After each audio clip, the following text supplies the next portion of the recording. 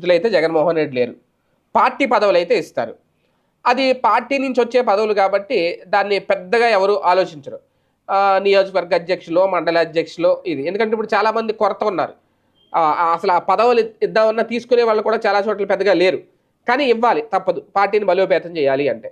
కానీ ఇక్కడ కీలకమైన అంశం ఏంటి అంటే అంతకు మించిన గిఫ్ట్ ఏంటి న్యూ ఇయర్‌లో? అంతకు మించిన కానుకలు ఏమి ఇవ్వాలి? అంతకు మించి గుడ్ న్యూస్ ఏంటి అంటే జగన్మోహన్ రెడ్డి నేరుగా కార్యకర్తలను కలవడం. నేరుగా కార్యకర్తలతో మాట్లాడడం. కార్యకర్తలతో చర్చించడం. వాళ్ళతో బస చేయడం. అన్నిటికంటే మించి వాళ్ళతో కలిసి భోంచేయడం. ఈ కార్యక్రమాలన్నీ జనవరిలో జరగబోతున్నాయి. అది కూడా సంక్రాంతి తర్వాత జరగబోతున్నాయి. నిజంగా ఇది కార్యకర్తలకు జగన్ ఇవ్వబోయే అతిపెద్ద కానుక. ఎందుకంటే గతంలో అది చెయ్యకే, గతంలో ఇలాంటి కార్యక్రమాలు చేపట్టకే, గతంలో కార్యకర్తలకు దగ్గర అవ్వక జగన్మోహన్ రెడ్డి ఒక రకంగా గద్దె దిగిపోయారు అనేది. ఆలస్యంగా గ్రహించిన లేదంటే వాస్తవాన్ని